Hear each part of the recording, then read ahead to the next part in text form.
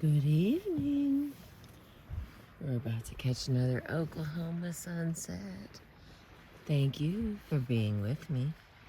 I'm going to continue in our book here. It's called Part 1. Seems to have several sections to this Part 1, which will be weird in my way of labeling them, but thanks for being with me. Part 1, read 1. The 4 personality types: feeler, driver, analyzer, and elitist. Okay, it's so bright. That feels pretty clear, my loves. All right. Why can't you be more like me? The fundamental cause of our differences. Why can't a woman be more like a man? What Professor Higgins in My Fair Lady really meant by his exclamation of bewildered frustration at Eliza Doolittle was, "Why can't you be more like me? Why can't you think the way I do? Why can't you behave more like me?" We all sputter some variation of this theme when we have a difference of opinion with our lover, spouse, parents, or children. If only they would just think and act more like us, we would be able to understand them. We tell ourselves we can't understand them, and they can't understand us because of a difference of gender or age or background. Here goes a little challenge here.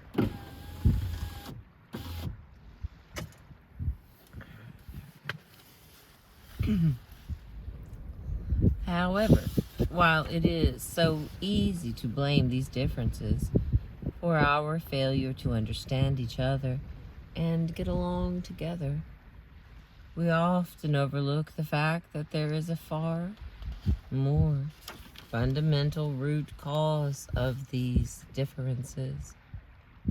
It is the difference in our personalities. Our individual personalities are formed by definite groups of consistent traits or characteristics that shape those other, more superficial differences of gender, age, or background. This particular group of traits, our personality type, runs across, beneath, and through all our superficial differences and determines the way we think, feel, and behave. Whether we are men or women, young or old, whatever our background, it dictates the way we face and deal with all the experiences of our lives and shapes and colors our individuality. It is who we really are.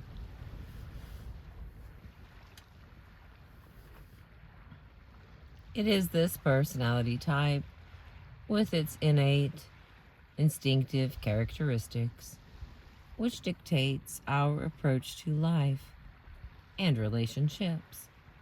It governs everything from our overt behavior to the type of situation we are most comfortable in, to the sorts of people we are naturally attracted to, and everything we say, do, feel, and think through every aspect of our lives.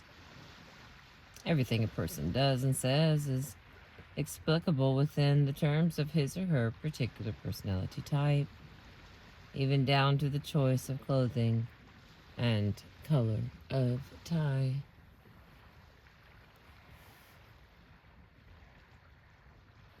The 4 personality types. There are only 4 basic personality types. Leaving aside people with personality disorders, We all instinctively act and react in accordance with the dictates of one and only one of these types. These personality types are the feeler, the driver, the analyzer, and the elitist. Each of these types has a recognizable, understandable, and predictable pattern of behavior, mental, verbal, and physical, which can be read. The first of the 3 R's of read, respond, and reciprocate, which are the fundamental techniques for creating and sustaining all successful relationships, is concerned with recognizing and identifying these patterns of behavior in any one person. First question: who are you really? Recognizing and identifying the 4 types. In order to identify each of these types, we have to recognize the particular way each of them has of acting and reacting to the world and to the people around them.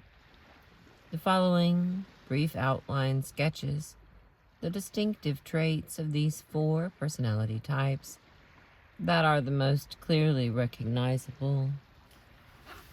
And the first one, the feeler. The feeler is the most commonly encountered of all 4 personality types and accounts for well over 50% of the population. The feeler is an introvert, the sort of person you sense makes decisions about situations and relationships primarily by the way he or she feels about things.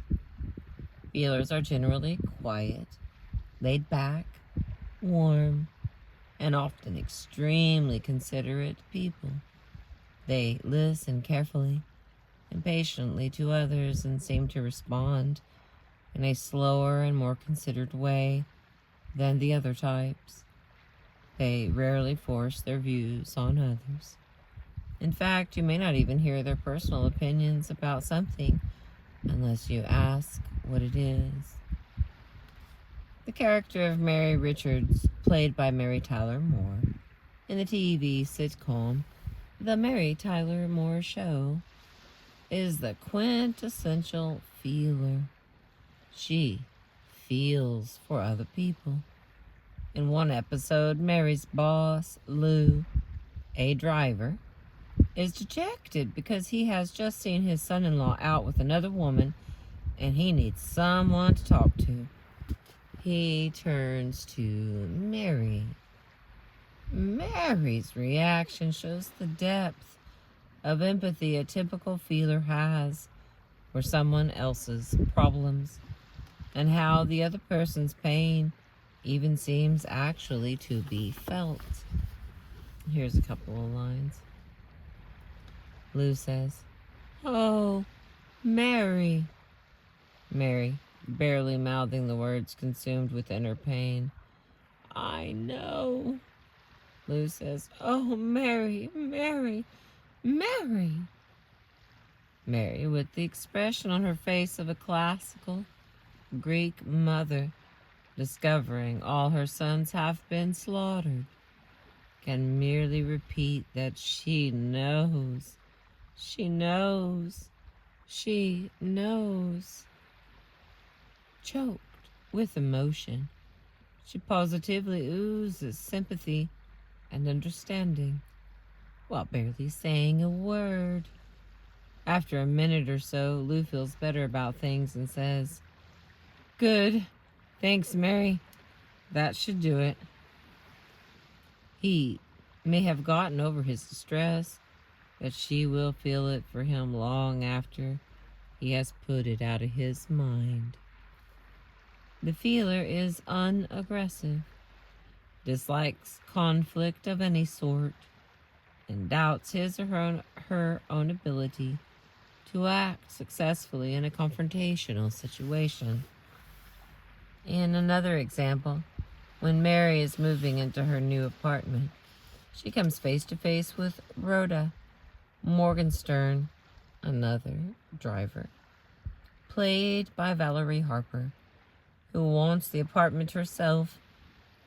Rhoda hollers at Mary to get out, as this is her apartment. Mary suggests that Rhoda thinks she must be some kind of pushover. Rhoda agrees in no uncertain terms, and Mary, half-heartedly mustering strength, replies. Mary says, "Well, if you push, I might just have to push back hard." Rhoda states, "Come on, you can't carry that off." Mary shrugs sheepishly. "I know." The integrity of the personality and the clarity of its portrayal in the fictional Mary Richards are the product of the writers and Moore's brilliant observation of the behavior of real-life feelers. Dr. Martin Luther King Jr. was a feeler whose actions were shaped and forged in the only way his personality type allowed, motivated by a passion to right the inequities of segregation. His plan for nonviolent struggle sprang from his feeler's sensitivity to the pain caused by violence, his dread of confrontation, and his belief that human beings' strength lies in the power of feeling, the power of soul. In a typical speech given in Birmingham, Alabama, in 1963, Dr. King said, "We will meet your physical force with soul force. We will wear you down by our capacity to suffer. In winning the victory, we will not only win our freedom, we will so appeal to your heart and your conscience that we will win you in the process." In July of 1966, when he and the civil rights marchers faced attack from violently angry armed crowds in Chicago, Dr. King told his followers, "We are going to march with something much more powerful than that. Molotov cocktails, weapons, bricks, and bottles. We are going to march with the force of our souls."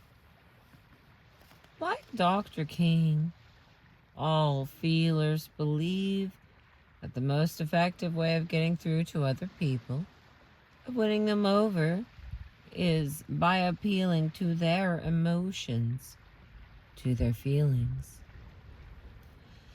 Here's a little definition specifically. The feeler, very private, quiet, and laid back, emotionally sensitive, trusting, warm, sympathetic, and sincere, thoughtful and considerate, slower to react, non-confrontational. Alright, that's everything about the feelers. Now we're going to move on to the next one, the driver.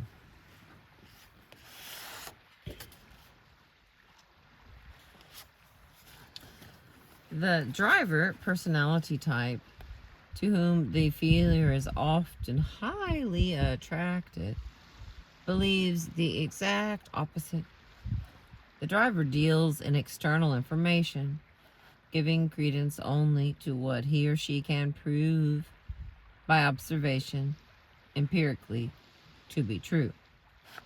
If the driver wishes to appeal to another person, He or she does so not on the basis of feelings, but on the basis of facts.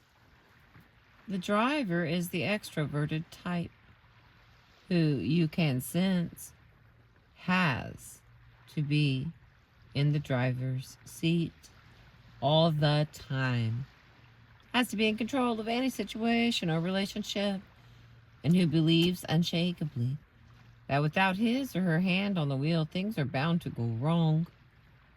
The driver has but one aim in life, and that is to drive you to his or her way of thinking. Drivers are vibrant, enthusiastic, lively, full of verve. They are quick thinking and usually quick talking people. They will give their views on any and every subject with perception and style, whether you want it or not. Former New York City Mayor Ed Koch is a driver type. His comment that in New York you have to walk a little faster, talk a little faster, and think a whole lot faster epitomizes the way a driver approaches life.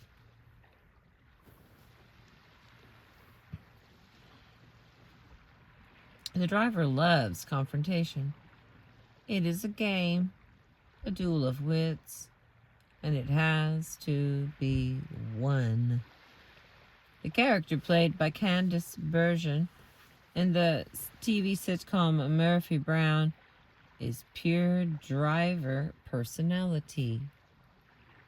Faced with a rival anchorwoman at a reunion, Murphy immediately accuses her of plagiarizing the sign-off phrase, "And so it goes." An accusation her rival Linda hotly denies.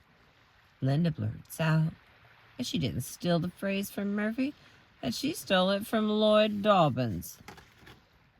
Murphy, in the driver's spirit of verbal one-upsmanship, throws back, "You're kidding!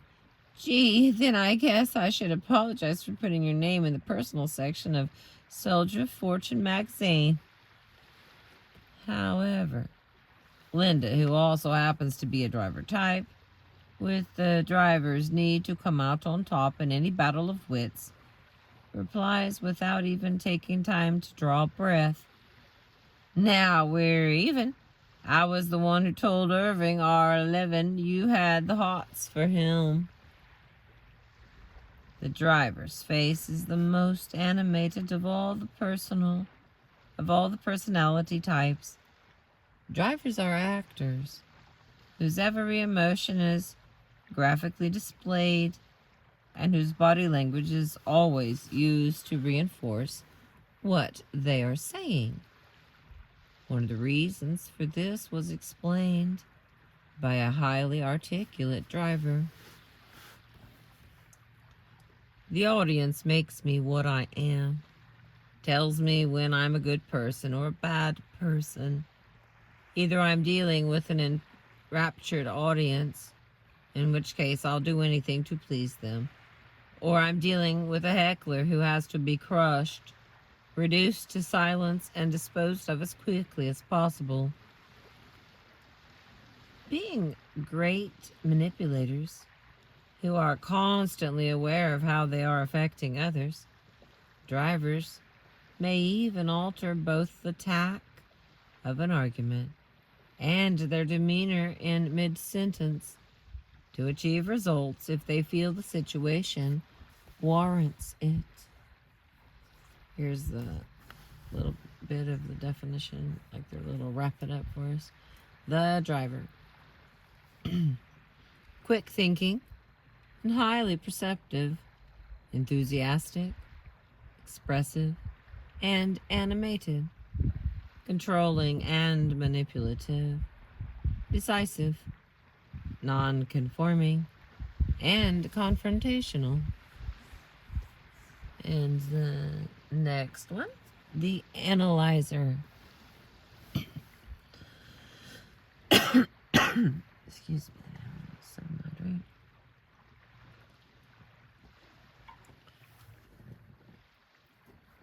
Feels clear. The analyzer. The drive or characteristic of doing the manipulative quick step contrasts strongly with the analyzer trait of maintaining one and only one unwavering line of logical thought without any recourse to dramatic effect. The analyzer is an extroverted type who use sense analyzes the pros and cons of situations and relationships and then makes decisions based on facts and logic. He or she is the type of person you feel you can rely on in times of crisis, always to remain level-headed and come up with a considered decision on what should be done. Analyzers rarely lose their cool, even when people all around them have lost theirs. While they may appear, at times, to enjoy lighthearted exchanges and frivolous situations, they never quite seem to participate wholeheartedly. Barbara Walters, the renowned TV journalist, is an archetypical analyzer. Her unflappability on air is well known. The analyzer characteristics she brings to bear in her interviews are obvious. It is clear she has done her homework before every interview. Each question is pointed and succinct, and she is not sidetracked by emotionality. A writer on The Today Show who worked with her in recalling their first meeting is quoted as saying, "I noticed her eyes. I was impressed by the way she looked at you. Her eyes were very inquiring. When she talked, she looked straight into your eyes. When there was a pause, you could see that the machinery in her head had been set in motion by what you told her. She was already organizing things, getting things done, moving forward." The analyzer, compared to other personality types, to quote Walters herself, is much more concrete, much more interested in the here and now, and not at all concerned with the abstract. An example par excellence of an analyzer at work is the following diatribe, overheard being delivered by a professional gambler to a would-be blackjack player who was obviously a feeler. This man refers to anyone who does not think and behave like an analyzer as a sucker. Here's the little note. You're too emotional. You're a sucker. If you're too emotional, this is a game of logic. Logic must prevail in this game, not emotions. If you make decisions based on emotions, you're a sucker. And the casinos love suckers. They get rich off suckers. Use self-discipline. Control yourself. Don't play your hunches. Be sensible. Logic. Logic. Forget your emotions. Don't make decisions based on the look of the dealer or the feel of the cards or the fact that the lady next to you smiled at you. You'll lose. Discipline yourself. Think logically. Work everything out logically, sequentially, calmly, and seen. Like all professional gamblers, this man believes the only way to win at blackjack is to play the percentages. Like all analyzers, he believes it is the only way to win at life. And here's the final definition of the analyzer. The analyzer, sensible and serious, focused and methodical, self-controlled and exacting, direct and assertive, very stable and unemotionally involved.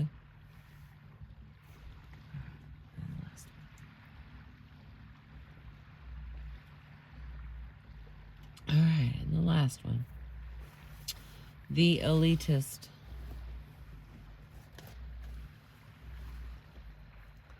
The fourth personality type accounts for a small percentage of the population and is only rarely encountered.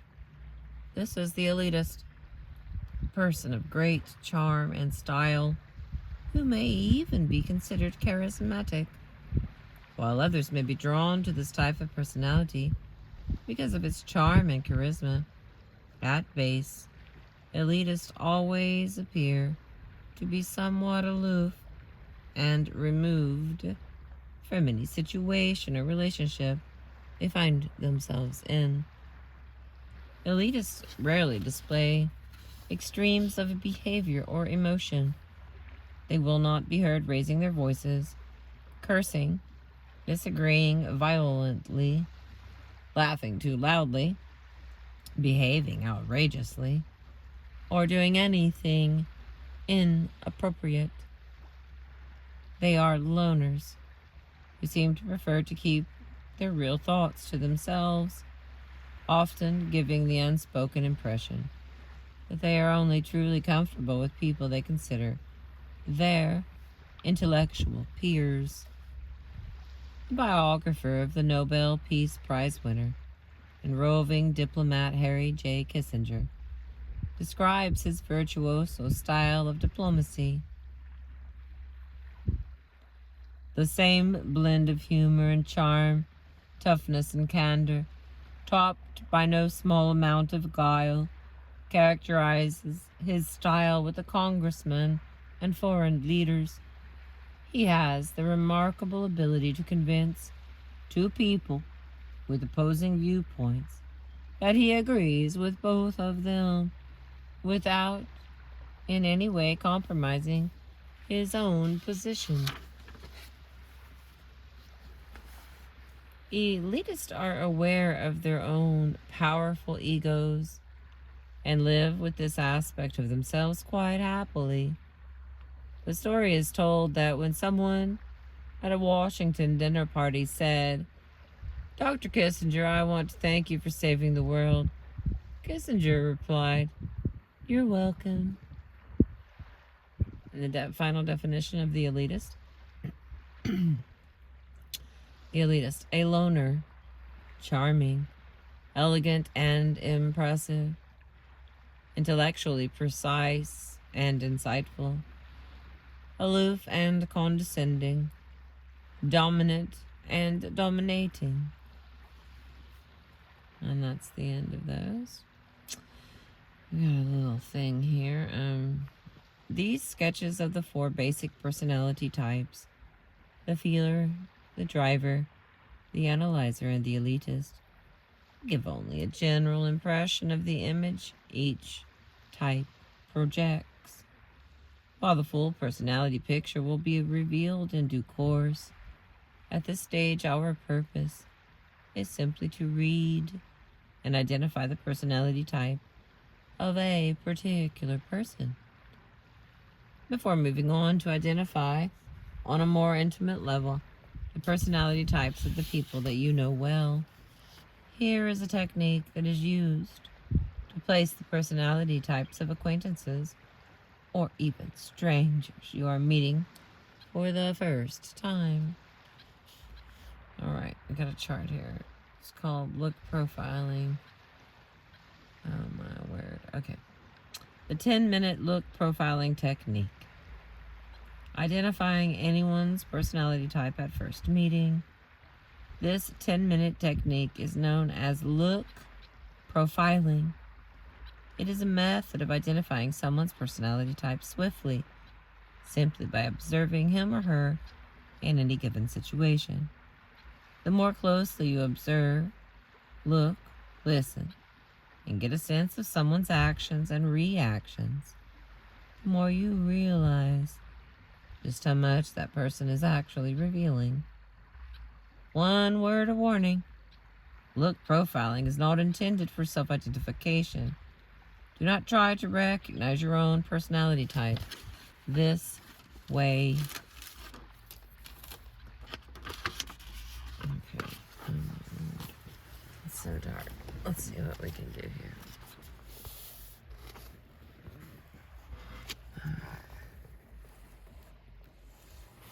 Is that showing you? Okay, so there's the chart.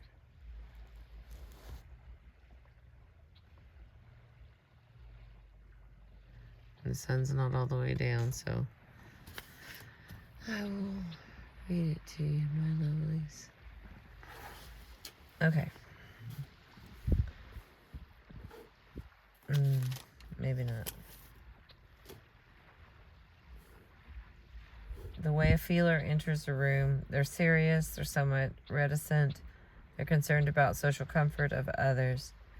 The initial conversational approach of a feeler, happiest with non-controversial small talk. The initial attitude towards you from a feeler, they're friendly, warm, non-aggressive, and non-confrontational. The personality characteristics that emerge in the first few minutes from a feeler is that they are a private person. They would be happiest in small groups. They are not pushy and will take a back seat in conversation, not aggressive in expressing personal points of view. The manner of entering a room of a driver is enthusiastically curious. Projection of image adopted for the occasion. The initial conversation approach with a driver. They initiate conversation, verbally and mentally quick, very animated, makes personal remarks about self. The initial attitude, the initial attitude toward you by a driver is overly friendly, naturally gregarious person, and the personality characteristics that emerge in first few minutes of a driver. Quick talking, quick thinking, very perceptive, non-conformist, likes to be in control of the situation. And the next one, manner on entering a room of an analyzer. They're moderated and controlled mentally, physically, and verbally. They are serious. The initial conversation approach of an analyzer. It makes careful, small talk. Gives impression of wearing a social mask. The initial attitude towards you of an analyzer. Pleasant but rather distant and self-contained. The personality characteristic that emerge in the first few minutes with an analyzer has an intellectual rather than an emotional response to life. Not particularly at ease in lighthearted or frivolous situations. Very self-confident. And the final one, manner on entering the room of an elitist is aloof, imperious, superior person. The initial conversational approach of an elitist has strong sense of own prestige, appears friendly but tries to establish superior position in relation to you. The initial attitude towards you from an elitist, they are considerate and pleasant but aloof, very observant, somewhat detached from the whole setting. The personality characteristics that emerge in the first few minutes with an elitist has an aura of being someone special, often charismatic, will stand out in a crowd by elegance, bearing, taste, and manners. All right. In the last little part of this chapter, the preceding look profiling chart for identifying strangers focuses on the impression transmitted by each type as he or she comes into a room or enters into conversation with you in a normal, unstressful social setting. Reading these transmitted signals will enable you to identify the type with 85 to 90% accuracy. To use the look profiling chart, first read each column separately from top to bottom to get an overall picture of each personality type. Next, read across the columns to compare and contrast the distinctive way each personality type behaves and the very different impressions you get of each. Okay, I'm going to put this back up again so we can do what they said. Just go back and forth. Okay, so here's the questions. There's the categories. Let me get it at the right light and you can screenshot it. How's that? Is that okay?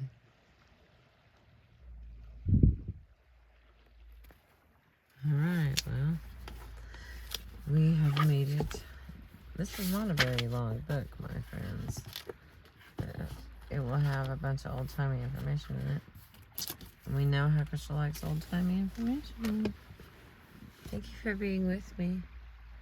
I appreciate you. I've been reading to you the book by D. Glenn Foster and Mary Marshall, How Can I Get Through to You? I hope you're all getting something out of it about yourself and others. I appreciate you. See you in the morning.